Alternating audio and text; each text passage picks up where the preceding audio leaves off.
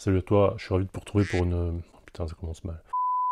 Salut à toi, je suis ravi de te retrouver pour une nouvelle vidéo. Aujourd'hui, je vais essayer de te faire comprendre pourquoi les prétextes, les excuses, les freins que tu trouves pour ne pas te lancer sur YouTube sont pas réellement des freins, sont pas réellement des choses qui sont vraiment bloquantes. Et à la fin de cette vidéo, j'espère que je t'aurai convaincu de te lancer et de créer ton propre contenu. Alors pourquoi j'ai fait cette vidéo?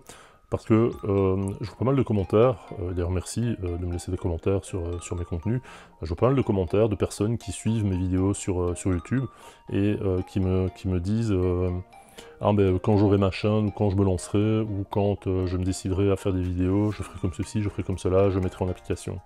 Et comme je suis très curieux, chaque fois que quelqu'un me laisse un commentaire, je vais voir sa chaîne, je vais voir ce qu'il propose. Il y a énormément de gens qui me suivent et qui ont des chaînes sans contenu.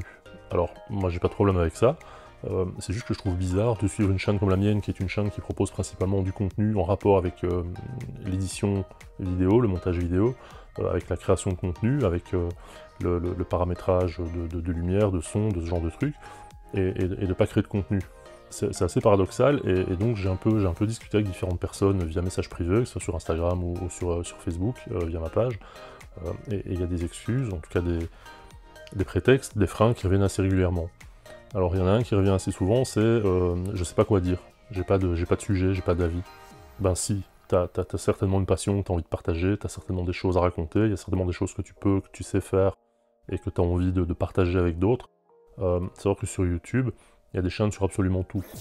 Il y a des chaînes sur les jeux vidéo, malheureusement sur Fortnite et sur Minecraft, je vais pas me faire des copains. Il y a des chaînes sur la manière de démonter et remonter des bagnoles, il y a des chaînes sur la manière des tutos sur la pêche, la manière de fabriquer des leurres pour la pêche, et il y a énormément de choses, et on se rend pas compte, mais il y a une demande pour tout. YouTube, c'est le deuxième moteur de recherche, après Google.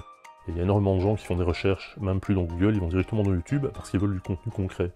Je vais prendre un exemple personnel, il y a quelques semaines, je cherchais comment je pouvais virer de la flotte qui stagnait sur une bâche, et voilà, il me fallait trouver une méthode, parce que j'en avais marre de lever la bâche, enfin bref, on s'en fout. Et je suis allé voir sur YouTube, et là il y a un mec qui a fait une vidéo, qui a fait je sais plus combien de vues, qui explique comment tu peux utiliser une espèce de petite pompe en plastoc que tu mets sur la bâche en question, qui te permet de vider l'eau sans devoir à chaque fois enlever la bâche, remettre la bâche et ce genre de trucs. Et voilà, le mec il a fait sa vidéo, il s'est dit tiens je vais faire une vidéo sur comment vider la flotte sur une bâche de piscine. Et ça fonctionne. Et ça m'intéressait, ça intéressait un paquet de gens, parce que visiblement il y avait pas mal de gens qui voulaient savoir comment ça fonctionnait. Donc du contenu, tu peux parler de tout sur YouTube. Tu peux parler de ta passion pour la cuisine, de ta passion pour la fabrication de, je sais pas moi, sur la peinture, sur le modélisme. Je connais des gens qui font du modélisme, et là oui, je te regarde toi, et qui ne veulent pas ou qui n'osent pas se lancer, et ils ont tort, parce que le modélisme, personnellement, c'est déjà quelque chose qui me passionne, mais voilà, il faut pas avoir peur de partager les sujets qui t'intéressent toi. Et ce qui est important, c'est que le sujet te passionne, parce que si le sujet te passionne, tu vas vraiment avoir envie d'en parler, tu vas avoir envie de le partager, et là tu vas garantir une certaine qualité dans tes contenus. Il faut certainement pas faire des sujets en fonction de ce que d'autres font, parce que là tu vas commencer à copier du contenu, tu vas commencer à faire des choses qu'à la fois tu n'aimes pas, mais qu'aussi parfois tu ne comprends pas. Et là tu perds en crédibilité, et les gens ils sont pas cons, pas tous, et ils vont le ressentir. Et un deuxième point, c'est que ce que tu vas proposer, ça va être ta vision des choses, ça va être ta manière de présenter les choses, et chacun apporte sa patte personnelle au contenu que tu vas proposer. Donc tu peux pas avoir que des Norman, que des Cyprien, que des Squeezie, heureusement. Chacun va apporter sa petite touche au contenu qu'il va proposer sur YouTube. Alors chacun va y aller soit d'une manière de présenter, d'un décor qui lui est propre, d'une intonation, d'une attitude. Si je prends mon cas, des tutos sur iMovie, il y en a un paquet. Des tutos sur le montage, il y en a un paquet. Ma particularité, c'est que je souris pas, que je fais tout le temps la gueule. Il paraît, c'est ce qu'on me reproche, c'est ce qu'on me dit, enfin bref, voilà, je m'en fous. Et donc si tu veux, c'est ça qui est important, c'est qu'à contenu identique, la manière de partager le contenu va être différente, va être propre, et c'est ça qui va faire que tu vas créer une communauté qui va te suivre, qui va avoir envie de revoir tes vidéos, qui va avoir envie de suivre ta chaîne, et qui va te différencier des autres. Le deuxième frein, la deuxième raison pour laquelle on se lance pas sur YouTube, c'est qu'on n'a pas de matériel. Ah ouais. Tout le monde n'a pas la chance d'avoir un studio spécifique à YouTube, tout le monde n'a pas la chance d'avoir un éclairage professionnel style Hollywood, Tout le monde n'a pas la chance d'avoir le dernier modèle de chez Canon, Fuji, Sony, Nikon, une Red One, une Red je sais pas quoi, une caméra pro évidemment. Donc tout le monde n'a pas cette chance-là. Très peu ont cette chance-là en fait. Et donc ce que je veux dire, c'est que ton matériel, le principal matériel, c'est toi. C'est toi, c'est ce que tu vas raconter, c'est ton contenu. On va en revenir au point précédent, mais c'est la manière dont tu vas raconter les choses, c'est la manière dont tu vas créer, structurer ton contenu. Et c'est pas la caméra à 10 000 € que tu vas mettre sur un trépied à 2400 €. C'est pas un spot à Puture 120, je sais pas quoi, qui va te coûter 400 balles. C'est pas un enregistreur numérique, un micro à 200 balles que tu vas mettre sur une perche à 110 € au-dessus de toi pour faire ta vidéo, avec un bureau de gamer, avec un PC de gamer juste pour qu'on voit les LED pendant que tu filmes, qui vont faire du bon contenu. Ça participe au visuel. Le fond, il vient de toi. Et le meilleur outil que tu puisses utiliser dans un premier temps, c'est simplement un smartphone. Je l'ai déjà dit plein de fois, je le redirai encore. Tu prends un smartphone, les derniers smartphones ils sont de très bonne qualité, la caméra n'a rien à envier à un appareil comme celui que j'ai ici. Tu branches un micro-cravate, et t'es parti, tu fais ton contenu, un petit trépied, tu trouves ça pour 15 balles sur Amazon ou chez Action, et tu peux sans problème faire tes vidéos avec un smartphone. Il y a plein de gens qui font des vidéos complètes avec des smartphones, il y a des films qui ont été réalisés avec des smartphones, il n'y a aucune raison. Le matériel, c'est absolument pas un obstacle. Donc si tu veux avoir le matériel dernier cri, achète-le aujourd'hui, parce que dans 3 mois, il sera dépassé. Et donc tu seras de toute façon à la bourre, et tu n'auras pas le matériel dont tu rêves, parce que le matériel il change toutes les semaines, tous les mois, toutes les 6 semaines, tu as un nouveau modèle qui sort. Donc achète-le maintenant, arrête la vidéo, va chercher le matériel maintenant. Si tu vas acheter le matériel, regarde dans mes liens, il y a des liens sponsorisés si tu veux faire des commandes sur Amazon, enfin, voilà, vas-y, fais-le. Troisième point, j'ose pas faire des vidéos parce que je suis timide, parce que je suis pas à l'aise devant la caméra. Ça c'est tout à fait naturel. Il n'y a rien de plus... il n'y a rien de moins naturel que de parler devant une boîte en métal ou en plastique, que ce soit dans ta chambre, dans un studio, dans la rue, à plus forte raison dans un centre commercial par exemple. Il n'y a rien de moins naturel. Ça se travaille, ça s'apprend. Moi ce que je t'invite à faire, c'est faire des essais.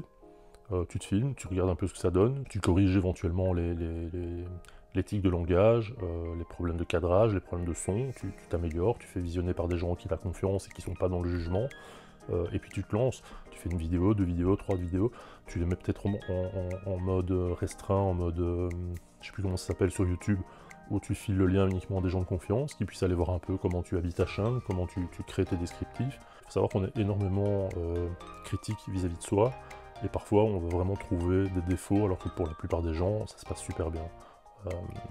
Il faut avoir de l'autocritique, il faut pouvoir se remettre en question, mais il ne faut pas aller chercher le détail du détail, parce que sinon tu feras jamais rien, parce que tout est perfectible. Si je prends mon cas, là, mon cadrage, l'armoire qui est derrière moi, j'aurais préféré qu'on la voit pas.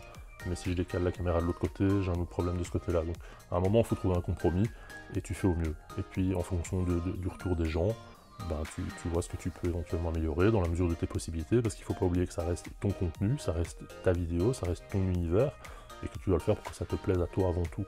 Mais il ne faut pas aller chercher la perfection, parce que, comme le dit le proverbe, la perfection n'est pas de ce monde. Troisième point, j'aime pas ma voix, j'aime pas m'entendre. Bah écoute, moi non plus. Comme tu l'as remarqué, j'ai une voix relativement grave, j'ai une voix qui ne me permettrait pas de faire du chant, à moins de faire du chant lyrique, et encore, je chante comme une casserole. Et voilà, ta voix, elle peut passer comme elle peut ne pas passer. Il y a plein de youtubeurs qui ont des voix assez particulières, qui fonctionnent, des chaînes qui fonctionnent, et puis tout le monde a sa voix, comme tout le monde a sa personnalité, comme tout le monde a son contenu. Donc ça fait partie de toi, ça fait partie de ton personnage, ça fait partie de ta chaîne, et finalement les gens qui vont te suivre, s'ils te suivent, c'est que ta voix les dérange pas, donc ta voix va peut-être te déranger toi plus que ce qu'elle ne va déranger les autres. C'est pas non plus une excuse. Un point suivant sont les critiques. T'as peur des commentaires, t'as peur de ce que les gens vont dire. Alors, il faut savoir que sur YouTube, t'as énormément de trolls, t'as énormément de gens qui vont venir dans les commentaires pour te balancer des commentaires un peu bidons, un peu cons. Moi j'ai toujours les commentaires, tu dois apprendre à t'en nourrir et à apprendre d'eux. Les commentaires, il y a du positif, il y a du négatif.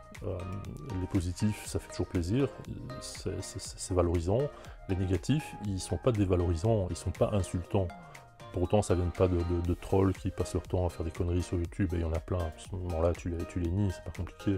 Le troll appelle le troll, donc si tu encourages le troll, bah, évidemment, il reviendra sur ta chaîne parce qu'il sait que tu es bon public, et puis ça va te permettre de se défouler. Tu dois prêter attention des commentaires qui sont constructifs. Ils peuvent être constructifs en étant formulés de manière positive, et ils peuvent être constructifs en étant formulés de manière négative. Alors je parle pas des insultes et des grosses critiques sur ton physique, t'as un nez de travers, t'es moche, machin, tout ça, tu t'en fous, c'est pas important. Si mon physique ou ma voix ou mon nez ou ma tronche te déplaît, il y a plein d'autres chaînes, il y a je sais pas combien de millions de chaînes, t'en trouveras bien une qui te convient. Par contre, tu peux tirer parti des critiques qui te sont adressées. Faut pas les prendre personnellement, les gens ne te connaissent pas forcément, et les gens qui me connaissent en vrai, s'ils ont des critiques négatives, ils peuvent m'en faire part en vrai. Sur YouTube, les gens, ils vont critiquer ton contenu, ils vont pas te critiquer toi en tant que personne, donc tu peux très bien vivre avec ça. Si vraiment le contenu leur plaît pas, ils viendront plus, donc tu n'entendras plus parler d'eux. Quelqu'un qui te critique systématiquement mais qui revient voir ton contenu, le problème il est chez lui, il n'est pas chez toi. Point suivant, c'est le temps. Alors il y a beaucoup de gens qui me disent « Ouais mais j'ai pas le temps de faire des vidéos ». Ok, t'as pas le temps de faire des vidéos, mais t'as envie de te lancer sur YouTube. Il faut savoir que si tu veux monter une vidéo, il faut le temps de la tourner, il faut le temps de la monter, il faut le temps de la mettre en ligne, il faut le temps de la promotionner. Et ça, effectivement, ça prend du temps. Ça prend pas plus de temps que de regarder 2 films sur ta semaine. Moi, je me tiens à un contenu, une publication par semaine pour l'instant. Le temps où je mets tout ça en place, où je mets tout ça en œuvre, c'est l'équivalent de 2 soirées vautrées devant la télévision. Alors si tu as le temps de regarder des films qui ne te passionnent pas forcément, parce que on va pas se cacher, on va pas se mentir, ce qui passe à la téloche, c'est quand même bien de la merde. Si t'as le temps de passer 2 ou 3 soirées par semaine à jouer à Fortnite, ou à autre chose, je déteste Fortnite, mais j'ai rien contre, t'as le temps de faire tes vidéos, t'as le temps de créer du contenu, t'es pas obligé de faire des vidéos de 2 heures, tu peux très bien faire des vidéos de 3, 5, 10 minutes, parce que si tu veux créer du contenu sur YouTube, il faut quand même bien commencer quelque part. Et au fur et à mesure de créer du contenu, tu vas t'habituer à tes techniques de montage, tu vas bien connaître ton logiciel, tu vas gagner un temps dingue, et puis ça te permet d'avoir une régularité dans tes contenus. Et c'est ça aussi qui va faire que ta chaîne va pouvoir fonctionner. Avant, je publiais une fois de temps en temps, j'avais le temps. Là, depuis maintenant quelques temps, j'essaie de publier à un rythme beaucoup plus régulier, les résultats sont là, et ça fonctionne beaucoup mieux. YouTube ne viendra pas te chercher, les gens ne viendront pas sonner à ta porte en te disant « crée du contenu, on a besoin de toi ». Il faut que tu donnes du temps, il faut que tu consacres du temps à ton contenu. Un dernier point, c'est un point qui revient assez régulièrement, et alors il y a beaucoup de gens qui se vantent de l'être, parce qu'ils disent c'est une qualité en même temps qu'un défaut, c'est le perfectionnisme. T'arriveras jamais à la vidéo parfaite, t'arriveras jamais à la vidéo qui va plaire à l'ensemble des gens qui vont regarder ta chaîne. T'arriveras jamais à avoir la vidéo qui va être adorée par des milliards de gens, simplement parce que la perfection, elle est relative, et la qualité du contenu, c'est une question tout à fait subjective. Il y a des gens qui vont trouver ce que tu fais absolument génial, il y a des gens qui vont trouver ça à chier, et tu devras faire avec. Pourquoi? Parce que les gens sont comme ça, on est dans l'humain, on est dans le subjectif, on est dans l'appréciation de ce qu'un autre fait, et tu peux pas plaire à tout le monde. Si tu trouves la méthode pour faire une vidéo qui va convaincre 100% des personnes qui la voient, et 100% des personnes qui vont regarder ta vidéo jusqu'au bout, tu m'envoies un message privé, tu me dis comment tu fais, et je suis preneur. Parce que j'ai pas trouvé, pourtant je me suis documenté, parce que j'ai cherché, putain ouais j'ai cherché. Donc envoie-moi un message avec tout ce que tu as trouvé comme info sur le sujet, et surtout, montre-moi ce que tu fais, parce que ça m'intéresse. On se retrouve très bientôt pour une nouvelle vidéo.